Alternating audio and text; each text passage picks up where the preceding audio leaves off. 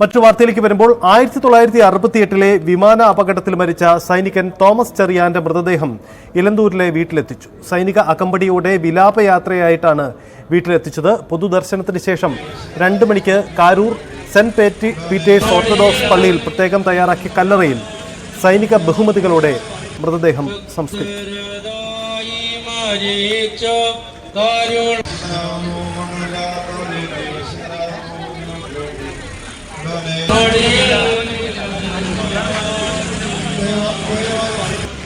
ശശിനാരായണൻ ചേരുന്നു.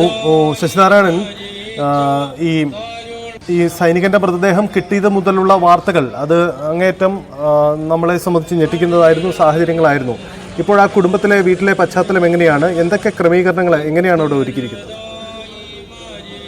സജിത്തെ, കൃത്യം 10 മണിക്ക് തന്നെ വിമാനാപകടത്തിൽ മരിച്ച സൈനികൻ തോമസ് ചെറിയാന്റെ മൃതദേഹം ജന്മനാട്ടിലായ ഇലന്തൂരിൽ എത്തിച്ചു. ഇലന്തൂരിലെ ജംഗ്ഷനിലാണ് മൃതദേഹം ആദ്യം എത്തിച്ചത്. അവിടെ നിന്നും സൈനിക അകമ്പടിയോടുകൂടി വിലാപയാത്രക്കാണ് വീട്ടിലേക്ക് എത്തിച്ചിട്ടുള്ളത്. എന്തായാലും ഈ ഇലന്തൂർ ജംഗ്ഷനിലെ പൗരാവലിയുടെയും അതുപോലെ തന്നെ നാട്ടുകാരുടെയും രാഷ്ട്രീയ സാമൂഹിക രംഗത്ത് നിരവധി ആളുകൾ വാഹനത്തിൽ വെച്ച് തന്നെ അന്തരിച്ച ജവാന് ആദരാഞ്ജലി അർപ്പിക്കുകയുണ്ടായി. തുടർന്ന് അവിടുന്ന് വിലാപയാത്രയായിട്ടാണ് ഭൗതിക ശരീരം ഇപ്പോൾ തോമസ് ചെറിയാന്റെ സഹോദരന്റെ വസതിയിൽ എത്തിച്ചിട്ടുള്ളത്. ഇവിടെ പൊതുദർശനത്തിന് മൃതദേഹം വെച്ചിട്ടുണ്ട്. വീട്ടിനകത്ത് മൃതദേഹം കിട്ടിയ ശേഷം പുറത്ത് വെച്ചാണ് ഇപ്പോൾ വീടിന് പുറത്ത് പൊതുദർശനമുള്ള ക്രമീകരണമുണ്ട്. അവിടെയാണ് മൃതദേഹം ഇപ്പോൾ എത്തിച്ചിട്ടുണ്ട്. രാഷ്ട്രീയ സാമൂഹിക രംഗത്തെ വിവിധ തലത്തിലുള്ള ആളുകളും സൈനികരടക്കമുള്ള ആളുകൾ ഇപ്പോൾ ഇവിടെയുണ്ട്. 56 വർഷം മുമ്പാണ് ഇത്തരത്തിൽ ജോലി ലഭിച്ച് അദ്ദേഹം കരസേനയിൽ ജോലി ലഭിച്ചു പോവുകയും പിന്നീട് പരിശീലനം പൂർത്തിയാക്കി ജോലി സ്ഥലത്തേക്ക് വിമാനമാർഗം പോകുന്നതിനിടയിലാണ് ഈ സൈനിക വിമാനം തകർന്ന് അദ്ദേഹം മരിക്കുന്നത്. എന്നാൽ അതും സംബന്ധിച്ച് പിന്നീട് അദ്ദേഹത്തിന്റെ മൃതദേഹം ലഭിക്കുന്നതുമായി ബന്ധപ്പെട്ട് അനിശ്ചിതത്വം ഒരുപാടുണ്ടായിരുന്നു. കാരണം മഞ്ഞുമലയിൽ തകർന്നു വീണ വിമാനത്തിൽ നിന്ന് അവശിഷ്ടങ്ങൾ കണ്ടെടുക്കാൻ ഒരുപാട് കഷ്ടപ്പെടേണ്ടി വന്നു. സൈനികർ അത്തരത്തിൽ ഒരു തെരച്ചിൽ തുടർച്ചയായി നടത്തിയതിന്റെ ഫലമായിട്ടാണ് ഇപ്പോൾ അദ്ദേഹത്തിന്റെ മൃതദേഹം കിട്ടിയിരിക്കുന്നത്. 2003 വീട്ടുകാരെ അദ്ദേഹം മരിച്ചെന്നുള്ള ഒരു സ്ഥിരീകരണം കൃത്യമായ സൈനിക വൃത്തങ്ങൾ അറിയിക്കുന്നത്. തുടർന്ന് കഴിഞ്ഞ ദിവസമാണ് അദ്ദേഹത്തിന്റെ മൃതദേഹ അവശിഷ്ടങ്ങൾ കണ്ടെത്തുകയും അത് സൈനിക അധികൃതർ തന്നെ വീട്ടുകാരെ അറിയിക്കുകയും ചെയ്തു. 4 പേരെയാണ് തെരച്ചിൽ കണ്ടെത്തിയത്. തോമസ് ചെറിയാനോടൊപ്പം തന്നെ അദ്ദേഹത്തിന്റെ ബന്ധുവായ ഒരാളെ കൂടി കണ്ടെത്തേണ്ടിയിരിക്കുന്നു. അദ്ദേഹവും ഈ അപകടത്തിൽ മരിച്ചെന്നൊരു വിവരം കൂടിയുണ്ട്. എന്തായാലും ആ മൃതദേഹം കിട്ടിയതിനു ശേഷമാണ് നാട്ടിലെത്തിക്കുകയും ഇന്നലെ തിരുവനന്തപുരത്ത് എത്തിച്ച മൃതദേഹം നടപടിക്രമങ്ങളെല്ലാം പൂർത്തിയാക്കിയതിനു ശേഷം സൈനിക ആശുപത്രിയിലാണ് സൂക്ഷിച്ചിരുന്നത്, മോർച്ചയിൽ. അവിടെ നിന്ന് രാവിലെ പത്തനംതിട്ടയിലെ ജന്മനാടായ ഇലന്തൂരിൽ എത്തിയിരുന്നു. ഇലന്തൂരിൽ വെച്ച് എല്ലാ നാടിന്റേതായ എല്ലാ ആദരവും നൽകിയാണ് ഇപ്പോൾ വീട്ടിൽ ഭൗതിക ശരീരം പൊതുദർശനമായി വെച്ചിട്ടുള്ളത്. ഇപ്പോഴും പൊതുദർശന ചടങ്ങുകൾ തുടരുകയാണ്. 12 മണി വരെ വീട്ടിൽ പൊതുദർശന ചടങ്ങുകൾ ഉണ്ടാകും. അതിനുശേഷമായിരിക്കും തോമസ് ചെറിയാന്റെ മാതാപിതാക്കളെ സംസ്കരിച്ച അടക്കം ചെയ്ത പള്ളിയായ കാരൂർ സെന്റ് പീറ്റേഴ്സ് ഓർത്തഡോക്സ് പള്ളിയിലാണ് അദ്ദേഹത്തിന്റെ സംസ്കാര ചടങ്ങുകൾ നടക്കുക. അവിടെ പ്രത്യേകം ഇടവക അംഗങ്ങൾ തന്നെ പ്രത്യേകമായ കല്ലറ തയ്യാറാക്കുന്ന കല്ലറയിലാണ് തോമസ് ചെറിയാന്റെ സംസ്കാര ചടങ്ങുകൾ നടക്കുക. 2:30 സംസ്കാര ചടങ്ങുകൾ പൂർത്തിയാകും എന്നുള്ളതാണ് നമുക്ക് അറിയാൻ കഴിയുന്നത്. ഇപ്പോഴും വലിയ ജനാവലി ഈ വീട്ടില് തോമസ് ചെറിയാന് അവസാനം അന്തിമ ഉപചാരം അർപ്പിക്കാനായി നിരവധി പേരാണ് രാഷ്ട്രീയ സാമൂഹ്യ സാംസ്കാരിക രംഗത്തെ ആളുകളും സൈനികരടക്കമുള്ള ആളുകൾ ഈ വസതിയിൽ എത്തിക്കൊണ്ടിരിക്കുന്നത്. എന്തായാലും 22 വയസ്സ് മാത്രമാണ് പ്രായമുണ്ടായിരുന്നത് ഈ മരണമടയുന്ന സമയത്ത്. 18 വയസ്സിൽ അദ്ദേഹത്തിന് ജോലി ലഭിക്കുന്നു. അതിനുശേഷം 2 വർഷം അദ്ദേഹത്തെ ട്രെയിനിങ് പൂർത്തിയാക്കിയതിനു ശേഷം ജോലി ലഭിച്ച സ്ഥലത്തേക്ക് പോകുന്ന സമയത്താണ് ഈ 102 പേരടക്കമുള്ള ഒപ്പം തോമസ് ചെറിയാനും ഈ സൈനിക വിമാന അപകടത്തിൽ മരണമടയുന്നത്.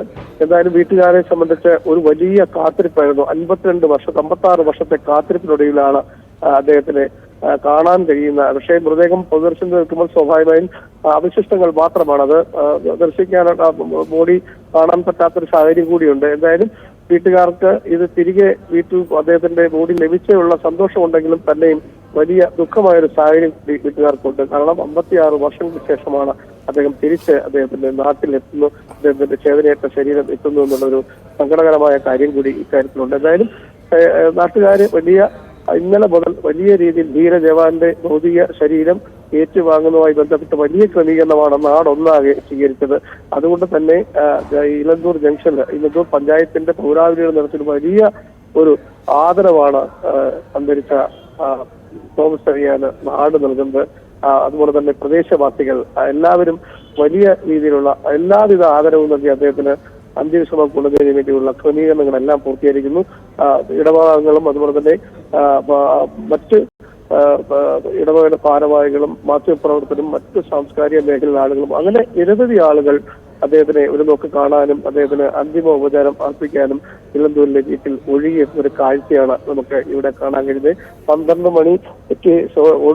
മണിയോടുകൂടി തന്നെ വീട്ടിൽ നിന്നും ഈ ശുശ്രൂഷ ചടങ്ങുകളൊക്കെ പൂർത്തിയാക്കിയ ശേഷമായിരിക്കും കാരൂർ സെന്റ് പീറ്റേഴ്സ് ഓർത്തഡോക്സ് പള്ളിയിലേക്ക് മൃതദേഹം ഇവിടെ നിന്നും കൊണ്ടുപോവുക. അവിടെയും സംസ്കാര ചടങ്ങുകളുമായി ബന്ധപ്പെട്ടുള്ള 2ാം ഘട്ട ശുശ്രൂഷകൾ നടക്കും. അതിനുശേഷമായിരിക്കും മൃതദേഹം സംസ്കരിക്കുക. എന്തായാലും 2:30 2 മണി എന്നാണ് നമ്മളോട് പറഞ്ഞിരിക്കുന്നത്. പക്ഷെ പല സ്ഥലങ്ങളിലും ചില താമസങ്ങൾ മൃതദേഹം തിരുവനന്തപുരത്ത് കൊണ്ടുവരുന്ന വഴിയിൽ ഓമല്ലൂരും അടൂരും ഒക്കെ ഇത്തരത്തിൽ സൈനികരും നാട്ടുകാരും ഒക്കെ കാണാൻ അദ്ദേഹത്തിന്റെ ഭൗതിക ശരീരം കാണാനും ഈ ആദരാഞ്ജലി അർപ്പിക്കാനും ഒക്കെ കാത്തുന്ന ഒരു സാഹചര്യമുണ്ടെന്ന് അവിടൊക്കെ ചെറിയ താമസങ്ങളൊക്കെ ഉണ്ടായാണ് ഈ വാഹനം കടന്നു വന്നത്. എന്തായാലും സൈനികരുടെ വാഹനത്തിൽ തന്നെ വളരെ ആദരവോടെ അദ്ദേഹത്തിന്റെ ജന്മനാട്ടിലേക്ക് എത്തിച്ചിരിക്കുന്നു. ഇവിടെ ഇതിന്റെ ശുശ്രൂഷ കർമ്മങ്ങളെല്ലാം ഇപ്പോൾ വീട്ടിൽ നടക്കുകയാണ്. അതിനുശേഷമായിരിക്കും പള്ളിയിലെത്തിയതിനു ശേഷം 2:30 സംസ്കാര ചടങ്ങുകൾ നടക്കും. ശശിനാരായണൻ, ഒരുപക്ഷെ പുതുതലമുറയിലുള്ളവർക്ക് ആർക്കും ഈ ഇദ്ദേഹത്തെ കണ്ട ഒരു പരിചയമോ അല്ലെങ്കിൽ അവർക്ക് ജനിക്കുന്നതിന് മുമ്പാണ് ഇത് നടന്നിരിക്കുന്നത്. അതുകൊണ്ട് തന്നെ ഇത് 1968 നടന്ന വർഷങ്ങൾക്കിപ്പുറം ആ മൃതദേഹം അവിടുന്ന് വീണ്ടെടുത്തു. അപ്പോൾ അത് നൽകുന്ന ഒരു പ്രത്യേകതയുണ്ടല്ലോ, അതുകൊണ്ട് കൂടിയാണോ വലിയ തരത്തിലുള്ള ഒരു ആൾക്കൂട്ടം അവിടെ ഉണ്ടാകുന്നത്? കാരണം ഇലന്തൂരിലെ വീട്ടിൽ അദ്ദേഹത്തിൻ്റെ സഹോദരങ്ങൾ പോലും ഇപ്പോൾ പ്രായാധികം വർഷങ്ങളൊക്കെ ഉള്ളവരാണല്ലോ.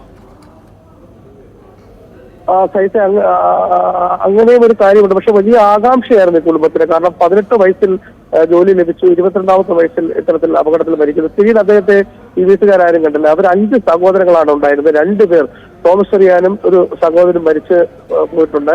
ബാക്കി 3 പേരാണ് ഇപ്പോൾ ജീവനോടെ ഉള്ളത്. തോമസ് ചെറിയാന്റെ മാതാപിതാക്കളും നേരത്തെ മരണപ്പെട്ടു. അദ്ദേഹം വിവാഹം കഴിച്ചിരുന്ന വ്യക്തിയല്ല. അതുകൊണ്ട് തന്നെ അദ്ദേഹത്തിന് ഈ 3 സഹോദരങ്ങൾ മാത്രമാണ് ഇപ്പോൾ ജീവിച്ചിരിക്കുന്ന വ്യക്തികളുള്ളൂ.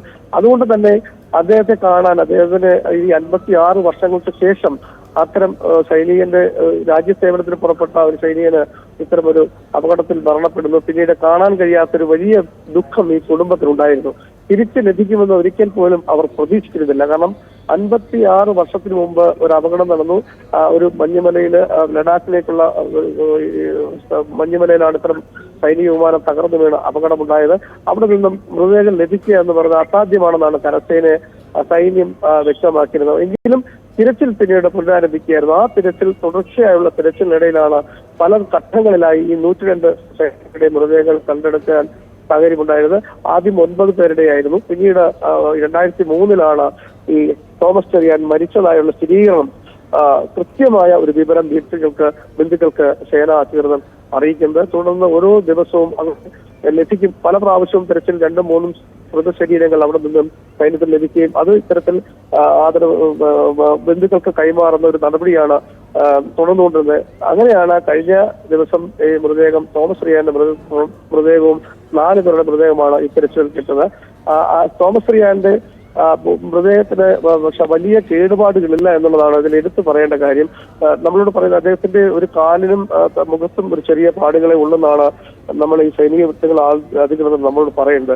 വലിയ രീതിയിലുള്ള ഒരു കേടുപാട് പൂർണ്ണമായ മൃതദേഹം ഈ വിമാനാപകടത്തിൽ കത്തി നശിച്ചായിട്ട് പറയുന്നില്ല. ഒപ്പം ഈ മഞ്ഞുമലയിൽ തന്നെ ആയതുകൊണ്ട് തന്നെ മൃതദേഹത്തിന് പൂർണ്ണമായി നശിച്ചു പോകുന്ന ഒരു സാഹചര്യം, ജീർണിച്ചു പോയെന്ന അവസ്ഥയില്ല എന്നുള്ളതാണ് എടുത്തു പറയേണ്ട കാര്യം. എന്നാലും അത് കാണിക്കാൻ കഴിയാത്ത ഒരു സാഹചര്യമുണ്ട്. അതുകൊണ്ട് തന്നെയാണ് പ്രത്യേകം തയ്യാറാക്കിയ പെട്ടിയിലാണ് മൃതദേഹം സൈനികർ കൊണ്ടുപോയ പെട്ടിയിൽ തന്നെയാണ് ഇപ്പോൾ പൊതുദർശനത്തിന് ഇവിടെ വെച്ചിട്ടുള്ളത്.